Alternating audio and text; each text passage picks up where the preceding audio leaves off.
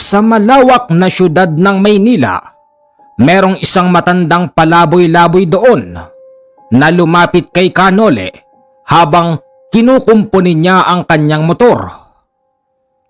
Ano ba namang klaseng motor to? Kung hindi ka lang pamana sa akin, malamang pinalitan na kita. Yabang ko magsalita, parang may pambili ah. Habang sinasabi yon ni Kanole, lumapit sa kanya ang isang pulubing gusgusin at nagsabi ng, "Palitan mo na kasi, heto pambili." Wika ng pulube. Nagulantang si Kanole dahil isang bugkos na pera ang inaabot ng pulube. Kuya, saan ho ba nanggaling yan?" Tanong ni Kanole sa kanya. Ito, ipambabayad ko sana sa taong maaaring makatulong sa akin." "Bakit ho? Ano hong problema nyo? Tsaka, nagtitiwala kayo na naglalabas ng pera dito sa ganitong lugar? Baka mamaya hablutin si inyo yan." Ayos lang. Talagang ganon. Sanay naman akong pinagnanakawan." "Teka kuya, parang napakaseryoso ng problema mo. Ano ba yun? Leka, pag-usapan natin." May oras ka pa ba, Ginoo?" Meron pa. Sige, halika at makikinig ako sa'yo." "Ginoo, binabalaan kita. Kung iniisip mo lang na kukunin mo itong pera ko, pues huwag ka nang magpakahirap pa. Ibibigay ko naman sa'yo at hindi ako magrereklamo." "Mukhang nagkamali po yata kayo. Hindi ho ako ganun. Hindi ho ako katulad ng ibang taong gumawa sa inyo niyan." Kung ganun, mainam. Alam mo'y sawang-sawa na ako sa ugali ng mga tao." "Hoy kayong dalawa, anong ginagawa nyo dyan? Mga pulubi kayo, magsigsilayas nga kayo dito." Wika ng isang security guard. Kuya, wala naman kaming gagawing masama eh. Napatambay lang saglit." Kung mag-uusap kayong dalawa, wag dito sa binabantayan ko. May CCTV oh." Kuya, doon tayo. Nagagalit yung gwardiya. Baka mamaya putukan pa tayo niyan." "Ikaw naman guard, huwag kang makikipagpatayan o huwag kang papatay ng dahil sa trabaho mo. Makukulong ka lang at hindi ka sasagutin ng amo mo. Diyan ka na." Tayo na. Hayaan mo na siya dyan." Sige. Ganito ang naging kwento ngayon ng lalaking nakilala ni Kanole sa Kamaynilaan. 1990, ito ay isang businessman sa Zamboanga City at may pangalan na Edmundo. Si Edmundo ay galing sa isang pamilyang mahirap kaya siya nagsikap hanggang sa nag-abroad si Edmundo at nakaipon ng pera. Pag-uwi niya ng Pilipinas, dito siya napaibig ng isang babaeng sabihin na natin na hindi kagandahan pero mataba. Ang babaeng yon ay tawagin na lamang natin sa pangalan na Lorena. Isang araw, si Edmundo at si Lorena ay namamasyal sa isang mall sa Zamboanga hanggang sa mabangga ni Lorena yung matandang nanghihingi ng pera. "Hey Nanang, dito ka pa talaga namamalimos? Doon ka lang dapat sa daan." Wika ni Lorena. Nanang, heto ho. Teka, wag mong bibigyan niyang matandang yan. Ang baho-baho. Paano nakapasok dito yan? Ikaw naman, para konti lang kunin mo na Nanang. "Maraming salamat sa iyo, Ginoo. At ikaw naman, ito ang tandaan mo. Sinusumpa kitang babae ka. Sinusumpa kita!" Sa galit noon ni Lorena, sinampal niya ang matanda. Nang dahil dito, bumagsak ang matanda at maraming nakakita. Yung mga gwardya naman ng mall ay agad na dinala ang matanda papalabas. Sinabi noon ni Edmundo na huwag nang sasaktan ang matanda. Sumunod naman sa kanya ang mga gwardya. Hanggang sa pag-uwi nila sa bahay, pinag-aawayan ni Edmundo at ni Lorena yung nangyari sa mall. Ano ba naman yan, Lorena? Bakit ba ginanon mo yung matanda? Wika ni Edmundo. Dapat lang sa kanya yun. Aba, ang baho-baho. Lalapit pa sa'yo, tapos sa akin? Kahit na, Lorena. Hindi ganon. Sabihin na nating mabaho, walang kain, walang tulog, hindi naliligo yung tao. Pero tao pa rin yun. Igalang mo. Hindi yung ganung sasampalin mo, laki-laki ng kamay mo eh. Tignan mo yung nangyari sa matanda at tandaan mo yung sinabi niya. Pag nagkataon, makapangyarihan ng salita, yan ang tandaan mo, Lorena. Baka mamaya yung ganda ng buhay natin bumagsak nang dahil sa salitaan ng matandang yun. Alam mo bang hindi ako nagsasalita ng ganon sa mga tao? Kasi galing din ako sa walang-wala. Nag-abroad ako, kaya ako nagkapera. Kaya hindi ako ganyan mang alipusta. Galit na galit noon si Edmundo sa kanyang asawa. At ang asawa niya namang mataba. Tila ba wala lang sa kanya yung banta ng matanda. Yun ding gabing yun, habang sila'y kumakain, nakatingin noon si Edmundo sa bintana dahil tila ba napapansin niyang kanina pa may padaan-daan. Sino bang tinitignan mo dyan ha, Edmundo? Ang layo ng iniisip mo ah. Siguro gusto mong balikan yung dati mong kasintahan, ano? Hoy Lorena, ayusin mo nga yung sinasabi mo. Bakit? Tama ko no? Lorena, seryoso yung nakikita ko sa bintana. Ano yun? Wala namang makita si Lorena na itinuturo ni Edmundo. Hanggang sa kanilang pagtulog, patingin-tingin noon si Edmundo sa bintana na animoy merong tinitignan. Hoy Edmundo, matulog ka na. Ang layo naman ng tingin mo eh. Lorena, hindi talaga ako makatulog. Alam mo bang, hindi ko makalimutan yung sinasabi ng matanda. Sinong matanda na naman ba, Edmundo? Yung matanda sa mall. Yung sinampal mo. Ay nako, masyado mong siniseryoso yun, hoy. 1990 na, hindi na uso yung mga ganun. Kahit na Lorena. Kahit na anong taon pa tayo, iba yung salita ng ganun. Baka mamaya madinig pala yun ng mga hindi natin nakikita. Baka magkatotoo pa. Ay nako, ewan ko sa'yo. Diyan ka na nga. Lorena, ano? Humarap ka dito. Humarap ka dito! Ayoko. Kung saan nakaharap si Lorena ay meron ding bintana. Nakatingin noon doon si Edmundo. Sa mismong maliit na siwang kung saan merong nakabukas ay kitang-kita niya na may sumilip na isang kakaibang muka. Mahabang matulis ang mukha nun. Merong mga naglalakihang ipin at meron ding 4 na sungay. Napakapula ng mukha nun at kitang-kita rin ni Edmundo kung paano ito tumawa. Lorena! Lorena! Ano ba? Hindi mo ba talaga ako patutulugin ha, Edmundo? Tignan mo! Tignan mo! Nang tignan naman ni Lorena yung itinuturo ni Edmundo, wala siyang makita. Napagkamalan na naman niyang baliw ang kanyang asawa. Kinabukasan, makikita mo sa mata ni Edmundo na halos wala na itong tulog. O ano, hindi ka natulog ano? Paano naman ako makakatulog?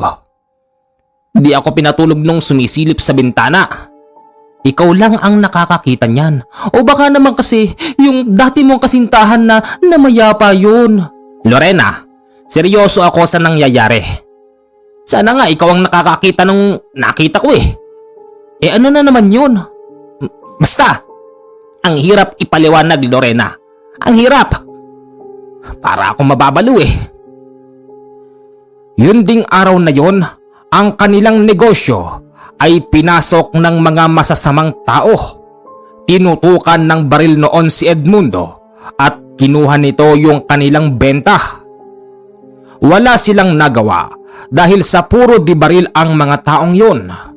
May dumating nga na pulis pero huli na. Si Lorena naman ay tinatalak-talakan yung mga pulis na kesyo ang babagal daw gumalaw, hindi daw makatakbo dahil sa mga naglalakihan na tiyan. Sir, pasensya na ho kayo sa asawa ko. Ganyan ho talaga ugali niyan.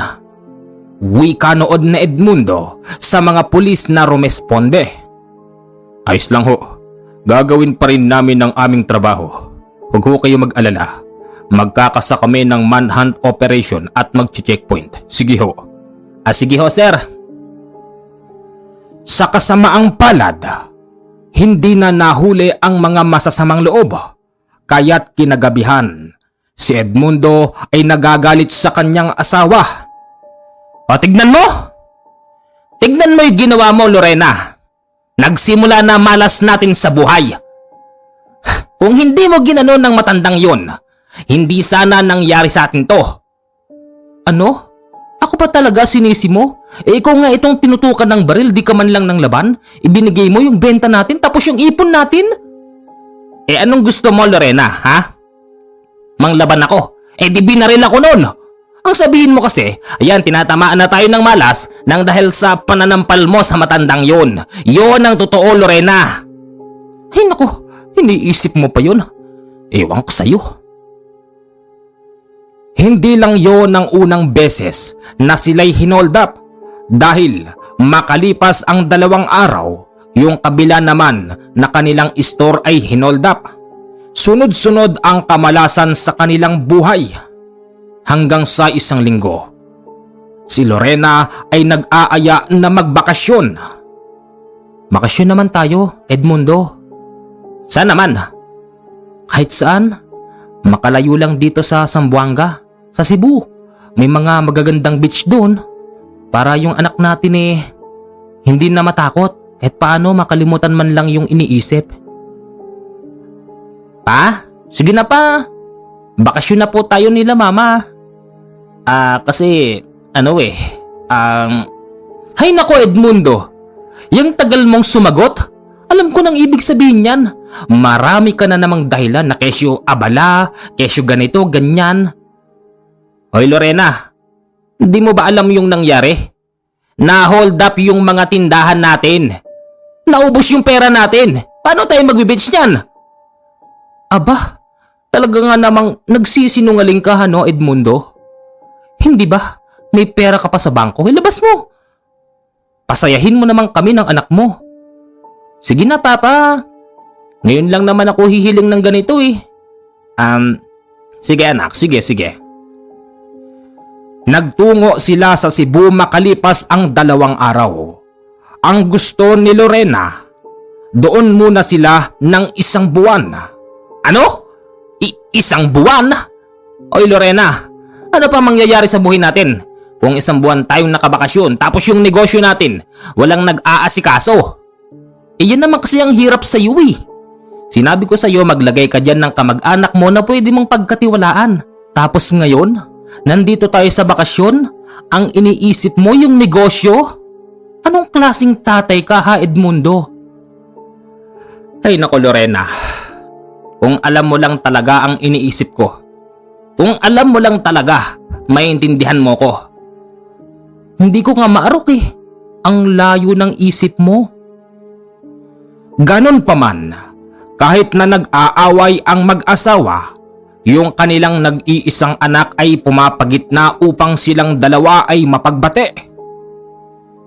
Gabi yon, ang kanilang anak ay naroroon sa swimming pool. Tapos meron itong nakikitang matandang naglilinis ng swimming pool. Lumapit siya doon, tapos itinulak niya yung matanda.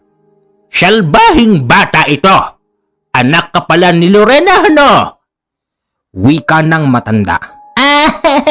Anak ako ni Lorena, bakit? Ha? Baho-baho mo! Baho mo! Salbahe! Dapat pati ikaw mawala. Nakita ni Lorena ang senaryong yun. Sa galit ni Lorena, sa sinabi ng matanda ay agad niyang nilundag yung matandang nasa swimming pool. Nilublob niya yon ng ilang beses at nilubog niya ng ilang minuto.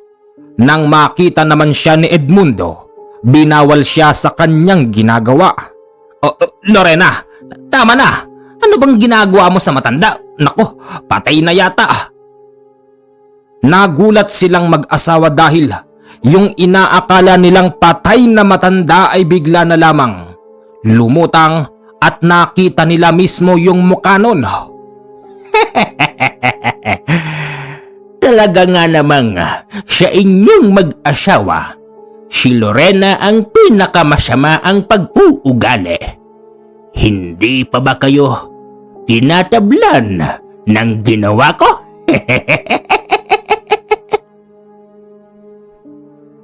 Teka, ikaw na naman, Nanang?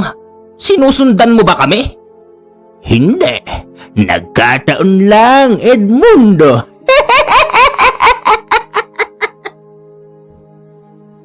Pagkatapos yun, sabihin ng matanda ay iniwan na nila ito sa swimming pool. Naisipan tuloy nila na lumipat ng beach. Hindi na. Paano tayo lilipat? Nakabayad na tayo. Pababayaan natin yung bayad. Ireklamo na lang natin dun sa management yung matandang yun. Tsaka, huwag sabihin dito nagtatrabaho ang matandang yun. Katanda na nun. Hindi na nun pwede magtrabaho dito. Nireklamo nga nila ang matanda, pero ayon sa management, wala silang empleyado na ganun. Hindi sila kumukuha ng isang matandang babaeng may edad na. Edmundo? Paano kaya nangyari yun? Ewan ko. Bale, makatulog na. Nang sila ay natutulog na, nakabukod ng kwarto ang kanilang junior hanggang sa... Ma! Napakalakas ng pagsigaw ng batang yon. Nang dahil dito, agad na nagtungo ang mag-asawa sa kanilang anak. Pagbukas pa lamang nila ng pintuan ay tumambad sa kanila yung isang lalaking nakatalikod. Ito ay nakaharap sa kanilang anak at nakaupo sa paanan nito. May... Takot na wika ng bata. Ang ginawa naman noon ni Edmundo, agad niyang sisipain yun pero bigla itong nawala. Yung bata ay nagkaroon ng trauma at ayon sa kwento ng bata, yung nasa paahanan niya na nakaupo ay kakaiba ang itsura. Mapulang-mapula ang muka. Meron daw itong 4 na sungay at meron itong tulis na muka at mga naglalakihang ipin. Lorena, yan din yung nakita ko sa bahay natin. Kahit saan tayo magpunta, sinusundan niya tayo, Lorena. Alam mo, naniniwala na talaga ako na yung matandang yun ang may kasalanan kung bakit tayo nagkakaganito. Lorena, sa susunod na magpakita sa atin ang matandang yun, pwede ba? Humingi ka ng tawad. Oo, sige. Inakala nilang yon ang magiging solusyon sa kanilang problema pero nagkamali sila. Pagsapit ng umaga, naglalakad sa gilid ng dagat yung mag-iina nang biglang, Lorena! Kamusta ang tulog mo? Nanang, pasensya na po sa nagawa namin. Patawarin mo na po kami. Ano? Patawarin? Ano? Pasensya? Lorena, patawarin mo din ako. Bakit ako? Patawarin mo din ako dahil huli na ang lahat. Ano pong ibig niyong sabihin? Basta, sige. Ang matandang yon ay lumusong sa tubig ng dagat. Pinipigil pa nga ito ni Lorena pero nang lumubog yung matanda sa dagat ay hindi na ito nagpakita pa. Halos 1 oras ang magnanay doon. Inaabangan nilang lumutang yung matanda at bumalik sa pasigan, pero talagang hindi na ito nagpakita pa. Edmundo, may kakaiba sa matandang yun. Eh bakit? Itay? Kasi kanina po sa dagat, nagpakita sa amin yung matanda. Ang sabi niya, huli na daw po ang lahat. Tapos lumusong siya sa tubig eh. Paglusong niya sa tubig, hindi na po siya lumutang. Anak, kalmahan mo lang ang pananalita. Kalmahan mo lang. Ipapano nga kung natatakot na yung anak natin? Anong gagawin natin? Hindi ko alam. Hindi ko alam. Napabilis ang kanilang pagbabakasyon hanggang sa nang pagbalik nila sa kanilang bahay sa Zamboanga, tumambad sa kanila ang balitang nasunog daw ang kanilang mga tindahan. Diyos ko naman, anong klaseng kamalasan ba tong sinasapit natin, Lorena? Wala na eh, huli na talaga ang lahat. Siguro dapat na tayong lumapit sa mga mas nakakaalam. Yung pwede tayong tulungan. Ano pare? Oo, sa mga ganun. Lumapit sila sa isang pare. Pero nang maikwento nila ang kanilang sitwasyon, tila ba nagbago ang ihip ng isip ni Pader. Sinabi nun na hindi daw nito kayang ayusin ang kanilang problema. 2 pare ang kanilang napuntahan. Pero iisa at iisa lang din ang sinasabi. Merong nakapagturo sa kanila. Sa parte ng Zamboanga del Norte ay merong isang matandang lalaking kayang tulungan yung kanilang sitwasyon. Nagtungo nga sila doon. Hanggang sa nang marating nila yun, agad na nagwika ang matanda. Sandali! Sandali lang! Ay, tatang, magandang hapon ho. Hapon na po kaming dumating eh. Pwede po bang magpatulong? Ang sabi ko sandali! Ay, bakit ho? Sandali lang! Sandali! Maya-maya pa, ang matandang yon ay may nilabas na isang garapon. Asin pala ang laman nun. Silang tatlo ay sinabuyan ng asin ng matanda at sinabing, "Malas ang pagkataon nyo, baka madamay pa ako. Lumayas ang malas dito bago kayo pumasok." O sige na, pasok na. Pagpasok nila, ang wika agad ng matanda. Ano na? Bakit ho? Abot mo na! Alin po? Aba! Pupunta kayo rito. Ano akala nyo, libre? Eto ho bayad. Eto ho. Tulungan nyo lang po kami. Aba! Makapal-kapal ito ba?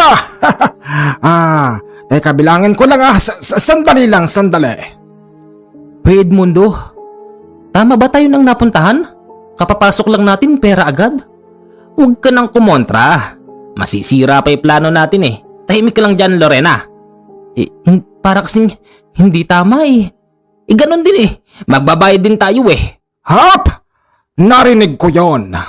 Narinig ko. Nagpapabayad ako. Pero. Kaya ko naman kayong tulungan. Ano?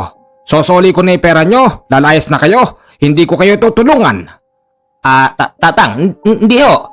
Ituloy nyo na po. Ituloy nyo na yung pagbibilang. At mamaya po magkukwento na kami ng problema namin. Baka sakaling matulungan nyo kami. Anong baka sakali? Talagang matutulungan ko kayo. Sandali lang at makapal-kapal itong ibinigay mo. Para sa aking kumpadre, sa aking apo, at sa aking anak, at may pang-inom pa at may pangbili pa ko ng crispy pata. Okay, ayos na. Salamat dito. Anong problema nyo? Tatang, ako nga ho pala si... Hindi ko tinatanong kung sino ka. Anong pangalan mo? Ako nga ho si... Hindi ko tinatanong kung sino ka. Anong problema mo?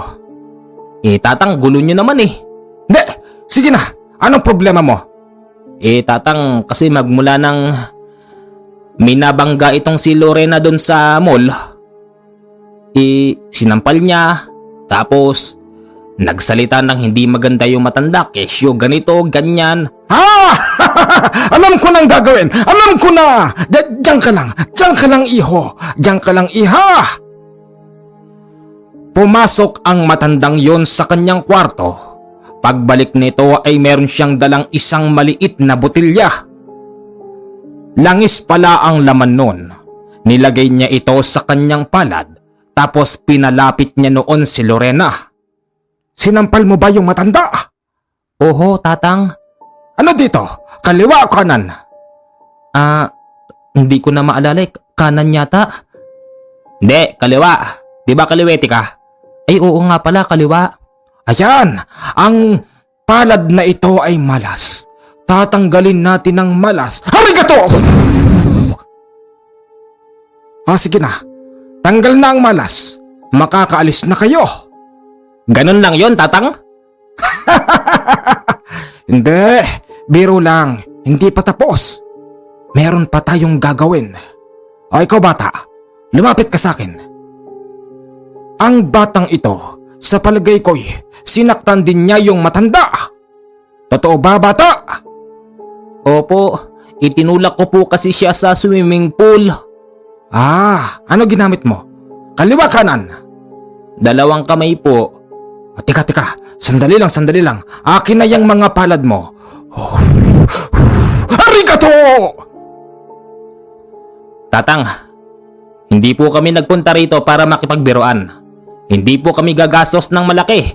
Para lang po sa ganyan. Parang niloloko nyo kami eh. Bakit? Nakikipaglokohan ba ako sa inyo?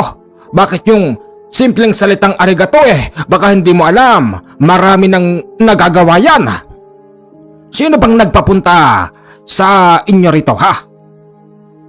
Tatang, ang nakapagsabi lang naman sa amin yung tricycle driver doon sa amin.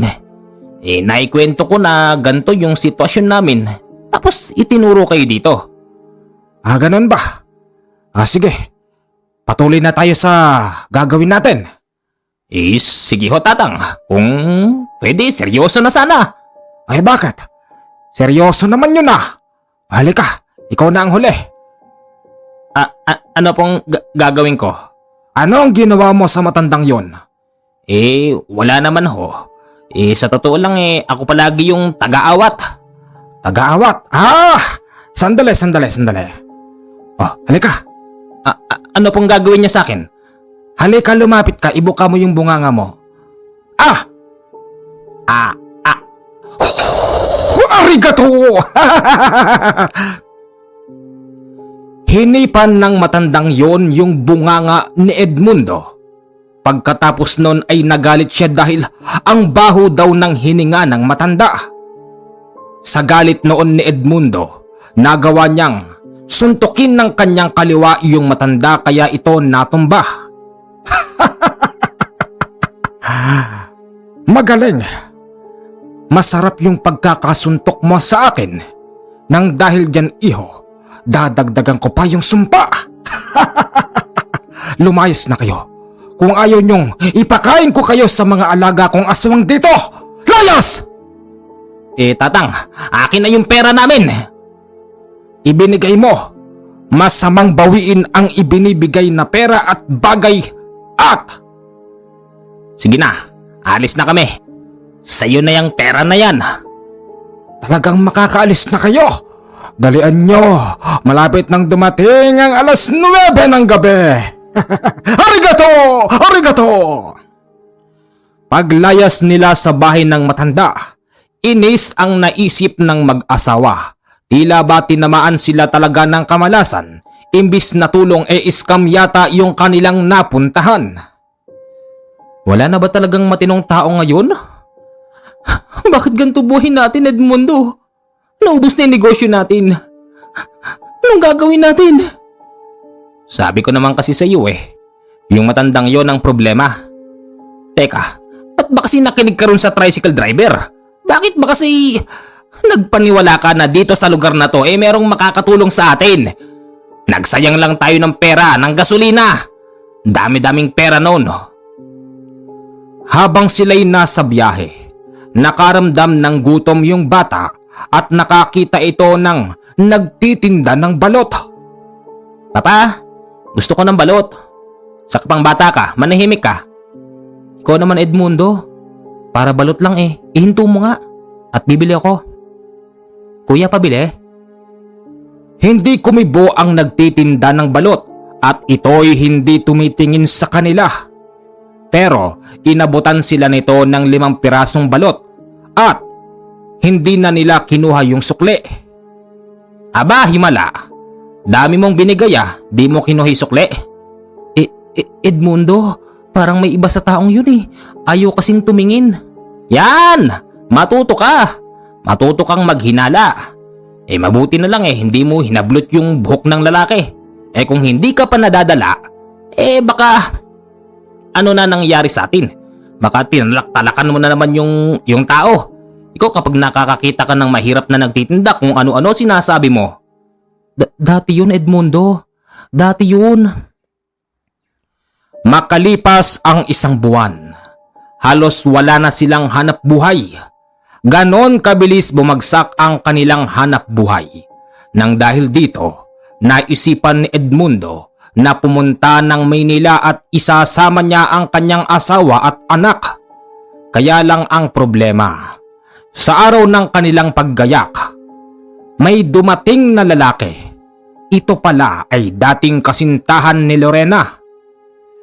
Edmundo, balita ko bumagsak na raw ang negosyo mo.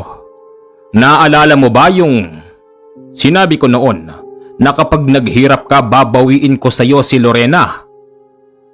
Teka nga, hanggang ngayon ba mahal mo pa rin ang dati mong kasintahan Lorena? Paano niya nalaman na naging ganito ang buhay natin? Siguro pinaparating mo ng hindi ko nalalaman Oo Edmundo, oo. Ayoko na ng gantong buhay. Iiwan na kita. Kukunin ko yung anak ko. Hindi. Akin ang anak ko. Kanilang pinag-aagawan si Junior hanggang sa yung bata ay sumama na sa kanyang nanay dahil ito ay makaina. Edmundo, huwag ka mag-alala. Aalagaan ko ang asawa't anak mo. Diyan ka na. Bahala ka na sa buhay mo. Sabi ko na nga ba, babagsak din ang negosyo mo at mababawi ko sa iyo si Lorena. Nang dahil doon, hindi muna nagtungo si Edmundo sa Maynila at namuhay siyang mag-isa. Wala nang nagkakagusto sa kanya dahil bagsak na ang kanyang negosyo, naibenta niya ang kanyang bahay at bumili na lang siya ng maliit na lote at nagtayo ng isang maliit na kubo. Ganto pala, pag wala kang pera, iiwan ka na ng lahat. May natitira pa ako, pagyayamanin ko to. Wika ni Edmundo. Hanggang sa makalipas ang 1 buwan, meron siyang nakilalang isang lalaking naglalakad sa daan. Ito ay kanyang nabanggalang at binigyan siya ng kung ano-ano. Tanggapin mo na to, para sa iyo to. Di ba sabi mo malas ka? Hindi ba sabi mo iniwan ka ng anak at asawa mo? Hindi ba sabi mo dati kang mayaman? Hindi ba sabi mo dati kang gwapo pero hindi ka na gwapo ngayon? Nagkaroon ka ng asawang mataba at nagkaroon ka ng junior na makulit. Tanggapin mo na to. Sige na, 500 lang.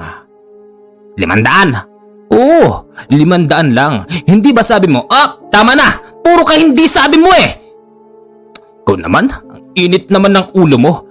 Kunin mo na to, 500 lang, hindi ba sabi mo? Hindi ba sabi mo, itigil mo. Sasapakin na kita. Kasi ayaw mo pa akong bigyan ng 500, makakatulong to sa'yo. Hindi mo ba alam na itong binibigay ko sa'yo? Nakalimutan ko yung lyrics. Basta, itong ibinibigay ko sa'yo, matutulungan ka sa lahat ng bagay. Babalik yung asawa mong mataba, babalik yung junior mo at mawawala yung sumpa. Kunin mo na. Kunin mo na. Sigurado ka ha?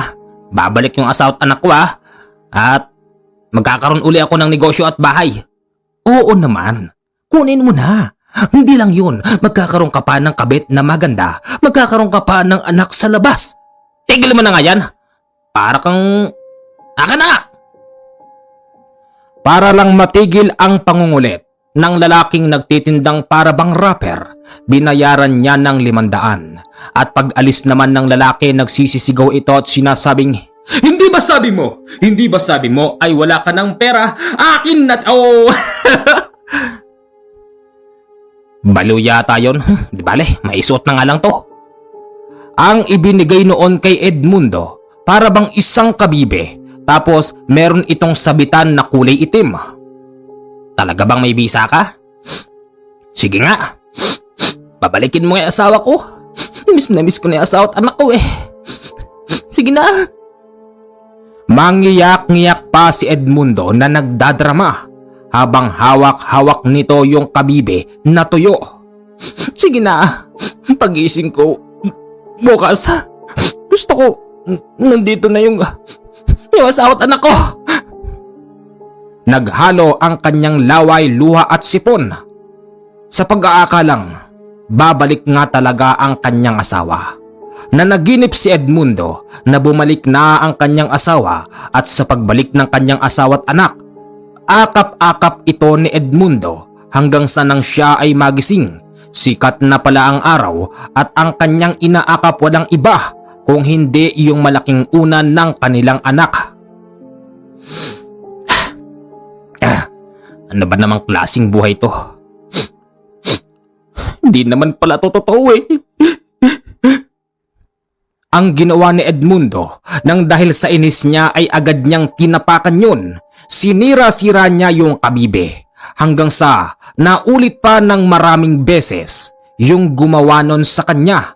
Pero sa pagkakataon na yun, hindi na pumayag si Edmundo na bilhin yung kung ano-anong inaalok sa kanya.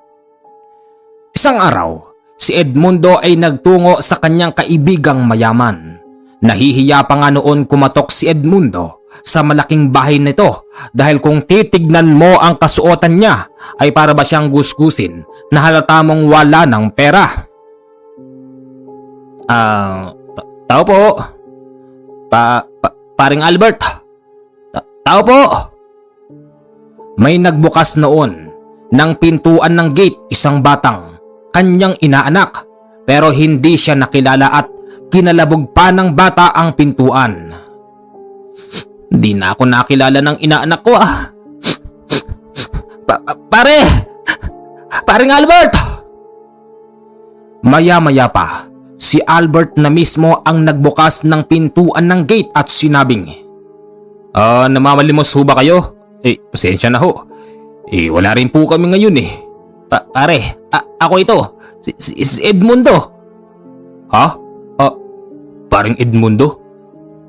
Oo nga no. Ba't nagkaganyan ka pare? Anong nangyari sa'yo? Tsaka, pare, iba amoy mo. Para kang amoy patay. Pare naman, pati ba naman ikaw? Bibiruin mo ba ako ng ganyan pare? Pare, hindi ako nagbibiro. Amoy patay ka pare. Sige! Hindi siya pinapasok at sinaraduhan siya ng pintuan ng gate. Malas! Bakit ganun? Nang dahil dito, naisipan ni Edmundo na pumunta ng Maynila. Nang dahil sa meron ngang amoy si Edmundo, muntik pa siyang hindi pasakayin ng barko. Sir, bawal ho rito. Yang mga katulad niyong hindi naliligo, doon ho sa ilalim. Doon po ang sakayan ng mga katulad niyo. Wika ng isang mama sa barko. Nang dahil dito, napahalo po tuloy si Edmundo doon sa mga taong tila ba katutubo ang itsura. Tunay ngang may amoy ang mga ito. Ganon pa man, napagtiyagaan din ni Edmundo nang nakasakay siya sa barko hanggang sa ito ay dumaong na sa Maynila. May dalang pera si Edmundo, hindi bababa sa 30,000. Wala siyang kakilala noon sa Maynila dahil ang kanyang kapatid ay namayapa na pala nang hindi niya nalalaman Nalaman na lamang ito ni Edmundo nang mapunta na siya doon at yon ay sinabi sa kanya ng kanyang mga kapitbahay. Nagpalaboy-laboy siya ng ilang mga taon. Dito niya naranasan na sipain, kung ano-anong gawin, ingod-ngod sa lupa, birahin at sabunutan. Madalas na nang aalipusta sa kanya yung mga security guard na nagbabawal sa kanyang tinutulugan. Hanggang sa isang araw, si Edmundo ay umiihi sa malaking puno ng balete nang biglang, Edmundo! Edmundo! "Sinong tao dyan? Bakit mo ako kilala? Sino ka?" Edmundo, muli tayong nagkita. Teka, nasan ka ba? Magpakita ka nga sa akin. Biglang umulan noon, nang dahil dito, mas lalo pang lumakas ang tinig na nadidinig ni Edmundo. Edmundo! Halika dito! Nasan ka ba? Nandito ko. Hoy! Pagtingala noon ni Edmundo sa malaking puno ng balete, bigla itong, Edmundo, halika rito. May lilim dito. Hindi ka mababasa ng ulan. Halika rito. Lapit. Lapit! si Edmundo ay nagpupumilit na umakyat sa itaas ng malaking puno. Maya-maya pa ay bigla siyang nahimasmasan nang dahil dito nakabitaw siya sa kanyang hinahawakan at bigla siyang nahulog. Nagkaroon siya ng bali sa kamay, tapos ang kanyang ulo ay nagkaroon ng parabang dugo na namuo. May nagsugod naman kay Edmundo sa ospital pero walang ibang nagbayad kung hindi siya. Sabi nga nang nagdala sa kanya sa ospital, nagmalasakit na lang ako, bakit ako pa ang magbabayad? Kalahati sa pera ni Edmundo ang nabawas, kalahati ang natira. Ito ngayon ang kanyang iniingatan. Kahit nagutom na siya ay hindi niya ito ginagalaw dahil ang pangako ni Edmundo sa kanyang sarili, ito ay kanyang ipambabayad sa taong mahahanap niya na makakatulong sa kanya. Fast forward tayo. Isang araw, si Edmundo ay nakakita ng isang lalaking nakasando. Meron itong kulay itim na bag sa likuran at ito ay nagkukumpuni ng isang motor na sa palagay niya ay mas matanda pa sa kanya. Ay nako, kung di ka lang pamana sa akin, baka pinalitan na kita. Yabang ko magsalita, parang may pambili ah. Wika ng lalaking kanyang nakita at agad niyang binunot ang kanyang pera na nakalagay sa sako at sinabing, palitan mo na yan, eto pambili. Wika ni Edmundo at ito na yung araw ng kanilang unang pagkikita ni Kanole. Nang madinig ni Kanole yung mga kwento ni Edmundo, napalingon lang si Edmundo rito sa mata ni Kanole at nakita niyang meron ng kaunting luha sa mata si Kanole. Huwag ka nang umiyak, kaibigan. Ganyan talaga nangyari sa akin. Kaibigan? Matutulungan mo ba ako? Sabihin mo sa akin kung meron kang kakilalang magaling na tao. Eto, ibibigay ko. Kaibigan, alam mo hindi lahat ng tao ay katulad ng matandang pinuntahan nyo, si Arigato. Alam mo, ako lang kaya kitang tulungan pero hindi ko tatanggapin yung pera mo. O halika, sumama ka na lang sa akin. At doon muna tayo tumuloy sa pupuntahan ko. Saan? Halika na, sumakay ka na. Halika na, iwan mo na yung sako mo. Ano bang laman ng mga yan? Ito mga plastic, may kaunting lata, bote, binibenta ko para madagdagan pa yung pera kong pambabayad ko sa taong makakatulong sa akin. Hindi mo kailangan yan. Sige na, bitawan mo na yan. Pero, Edmundo, ako ang taong hinahanap mo. Sige na, magtiwala ka sa akin. Isinakay ni Kanole si Edmundo sa kanyang motorsiklo na mas matanda pa sa kanya. Bago sila makarating, naranasan nilang masiraan ng 3 beses. Tawang-tawa noon si Kanole at si Edmundo dahil nga sobrang tanda na pala ng motor ni Kanole. Pasensya ka na, Edmundo ah. Ganto talaga to eh. Hayaan mo na. Talagang ganun eh. Ano magagawa natin eh? Ganun pa man, sila ay nakarating sa kanilang pupuntahan. At bago magtungo si Kanole sa Banahaw, tumuloy muna sila sa kanyang kumpare at dito sinimulan ni Kanole ang tulong sa kanya. Akin ay palad mo, patingin. Kanole, hanggang ngayon ba sinusundan pa rin ako ng malas? Edmundo, oo. Hanggang ngayon pinahihirapan kanya pa rin. Pwede bang pagkatapos nito, yung pera mo, ibili mo ng maayos na damit. Umuwi ka sa inyo. Alamin mo kung ano na bang nangyari sa matandang yun. At ito ang ipapangako ko sa iyo. Nang dahil sa dami niyang kasalanan sa inyo, hindi na natin siya dapat pangbuhayin. Tandaan mo, Edmundo, pag uwi mo, tanungin mo sa mga tao kung nakikita pa ba nila yung matanda. Ang isasagot sa iyo nun, kamamatay lang. Ilang araw pa lang ang nakakaraan. Talaga? Paano? Ibabalik natin sa kanya yung sumpang ibinigay niya sa inyo. Edmundo, huwag ka ring malulungkot. Pero patay na ang asawa at anak mo. Ano? Ang asawa at anak ko? Bakit? Sinong... Edmundo, 1 taon na silang patay. Pinatay sila ng lalaking kumuha sa asawa at anak mo. Edmundo, kailangan mong umuwi. Sige na, gumayak ka. Ipapahatid kita ngayon sa pier. At ako nang bahala doon. At ito ang sahan mo. Makibalita ka. Mamamatay na rin ng matandang yon. Ibabalik ko sa kanya yung sumpang ginawa niya sa'yo. Yung asawa at anak mo, kawawa. Pinatay lang ng lalaking yon. Kasuhan mo. Kasuhan mo, Edmundo. Oo. Pero kulang itong pera ko. Naku, paano ba to? Di bale, mangungutang muna ako sa kaibigan ko para makauwi ka lang. Sige. Nakautang naman si Kanole. Pagkatapos noon ay nakauwi na itong si Edmundo. Pare, nasobrahan ka naman yata ng kabaitan. Pati ba naman yung taong pulube binigyan mo ng malaking pera para lang makauwi?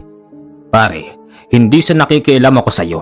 Baka naman kasi yung taong yun alam mo na yung nagkukunwari para lang makahut-hut.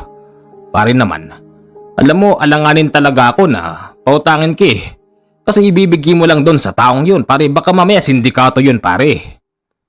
Pare, alam mo namang hindi ako basta naloloko ng ganun. Kapag ako nagbigay sa tao, 100% pare ang paniniwala kong totoo ang kanyang sinasabi. Pare, hindi ko pa nasisimulan yung tulong na ibibigay ko sa kanya. Kagaya ng pangako ko kay Edmundo, ibabalik ko yung sumpa dun sa matandang gumawa nun sa kanila. Pare, pakitawag nga pamangkin mo pare. Sige. Ipinatawag ng kumpare ni Kanole ang kanyang pamangkin. Kinausap ito kung pwede bang gamitin muna siya pansamantala para lang makatulong. Mabuti na lamang ang batang yun ay malaki ang tiwala at paniniwala kay Kanole nang dahil dito nasaksihan noon ng kanyang kumpare kung paano tawagin ni Kanole ang matandang nagsumpa kay Edmundo.